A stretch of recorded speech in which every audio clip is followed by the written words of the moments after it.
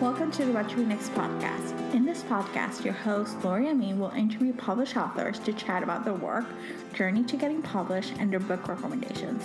If you share a passion for books and always looking for your next read, then join us. Hi, Alana. Welcome to What Your Next podcast. Oh, hi. Thank you so much for having me. I'm so happy to be here.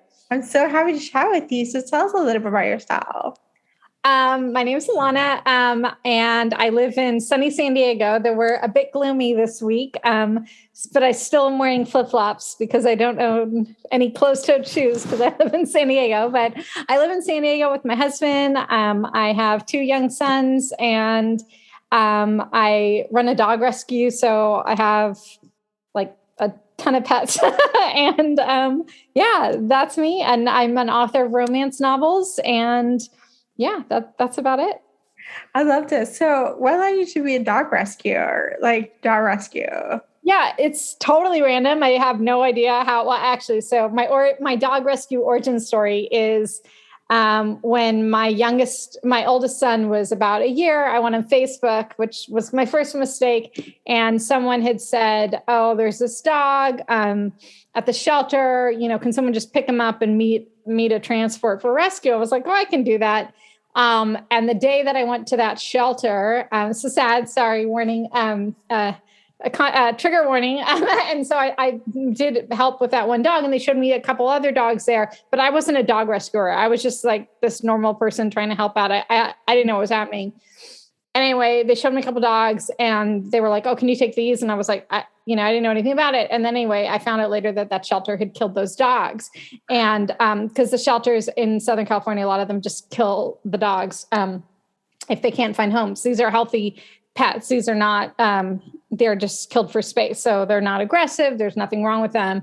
And so I lost my mind. I got really sad, and I was like, oh, and so I'm like, I'll start this dog rescue. So I started a dog rescue called Pugs and Roses, and we've saved over 500 dogs. And we save pugs, but we save other dogs. Like we've saved pit bulls, and we've saved golden retrievers. We've saved literally so many different types of dogs. But what we do is we, so it's myself and my partner, Jessica, and she does so much of the, on ground stuff, but we will pull dogs from high kill shelters, and then we put them in foster homes. We vet them and adopt them out. And I never thought I would do that, but yeah. So I'm the reluctant dog rescuer. Oh my gosh, I love this story. Oh my gosh, this is so great. So let's chat about your writing. So you're publishing Romeo and Julieta. So tell us a little about it. When you ask an author about their books, and this is my 30th book, so it's like asking, what's your favorite child? You're like, oh, but this is my favorite child. Like, this is the book that I dreamt of. So I, again, was an indie romance author, and that was incredible. And the indie romance community was amazing. And, and I wrote books, and you have control over everything. But this was this book that I dreamt of. I am Mexican, and I saw, I read and saw Crazy Rich Asians. But when I saw the movie, it really shook me to my core. Like I started crying. I was with my husband. I was and I was like, this was just such a beautiful celebration of culture and happiness. And just, seeing the all Asian cast. And I mean, it was so beautiful. And I literally left the theater and said, I want to write this. I want to write this for my culture.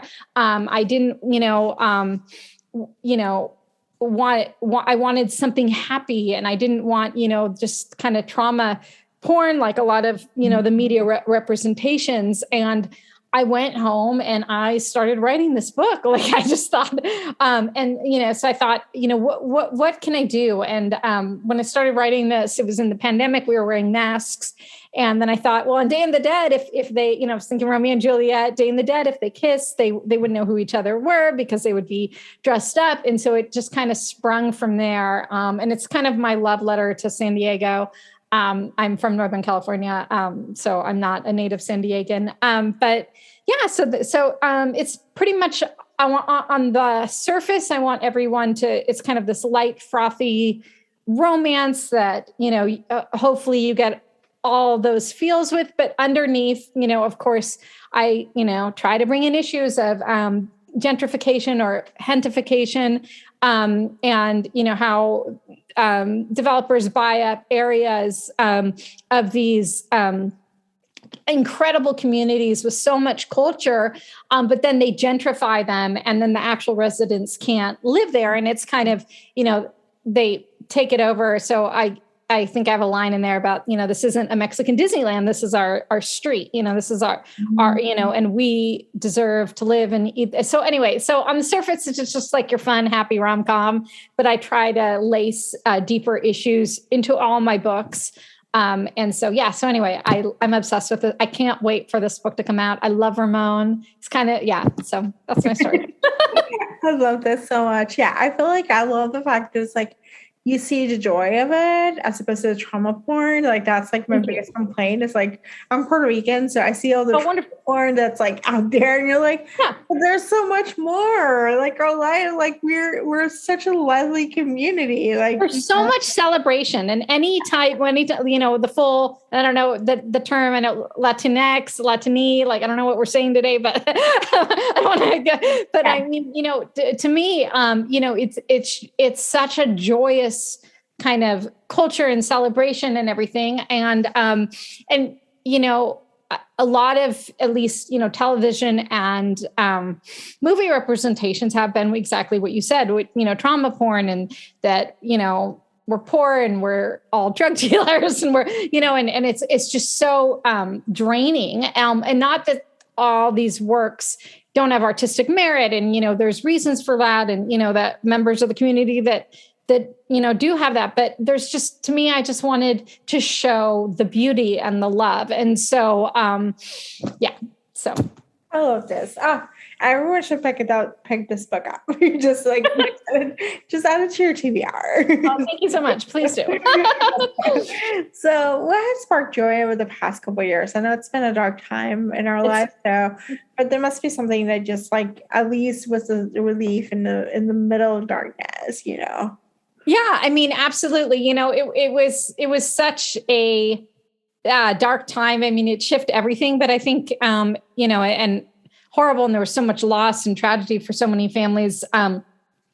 For me, I pulled my, kids out of school, and I homeschooled them, which I would have never homeschooled in a million years, but my littlest was in kindergarten, and, he was online all day, and I just was like, I used to be a teacher. I think I can teach my kids.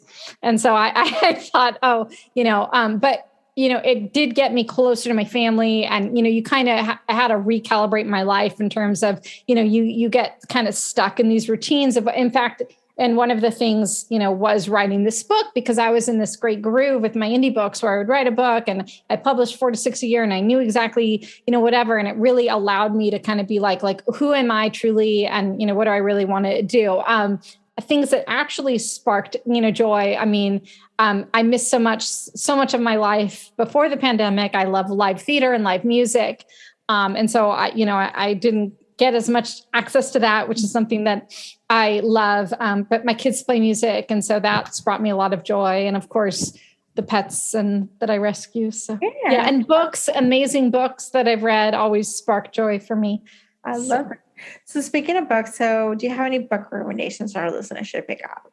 Yeah. Oh, absolutely. So definitely, I think my favorite read this year is The Love Hypothesis by Ali.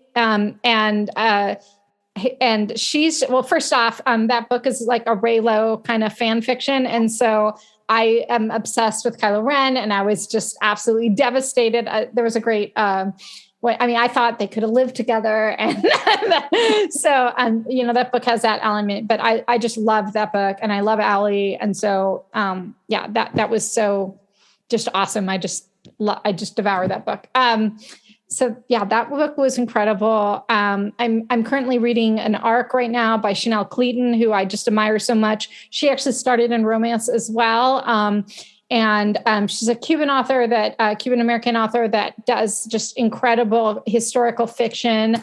And so I'm reading Last Days in Barcelona, and I just, the way she paints the world is just incredible. And of course, there's still elements of romance, which I like. In general, I love reading romance and cozy mysteries. I love Everything. I read everything. So I also read a bunch of middle grade books because I was homeschooling my kids. So Esperanza Rising by Paul Munoz Ryan was just so incredible. So yeah. I love these recommendations, and I got some envy over reading Janelle Cleveland's latest book. Oh no, I'm like, I couldn't even believe it. They were like, do you want to read it? I'm like, oh my gosh, yes. I think it's my favorite thing of being an author is getting the books early. So, and then it's like the problem though, I think what's so amazing with the book community is once you've read a book or I've read a book, you and I could, have a book club and have a conversation. But when you get an arc, nobody's read it. So you're kind of like, oh my gosh, there's this amazing book and you can't talk about it with anyone. And so it's kind of like, and then by the time the book comes out, you're like, oh yeah, I remember, so, yeah. So I feel the same way. I do have a lot of books ahead of time. I'm like, I'm excited. I'm like, and then I read them and I forget, like when it comes out, I'm like, oh, I remember I read this, Yeah. And then other people they're like, hey, dude, this book, you're like, that book, it came out a year. Oh no, wait, it's not even out yet. Yeah. So it's so disconnected. Yeah. Yeah. I love this. Alana, tell us where we can find you online. I'm so Instagram. Okay. So I spend all my time scrolling through TikTok. It's my new thing, but I'm barely on it. I want to be. So hopefully I'm making that effort. But Instagram's my first love. I love Instagram. It's just pretty pictures and no one's really fighting and everything. So yeah, definitely Instagram at author Alana Albertson, and hopefully TikTok. I'm going to start doing more content, mainly of San Diego and places that inspire me. And then, of course, I have a website. I'm barely on Twitter, and I don't like Facebook, but I am on it. Yeah, but I just like, yeah. It's okay. Freaks me out, but I am on it. Yes, I agree.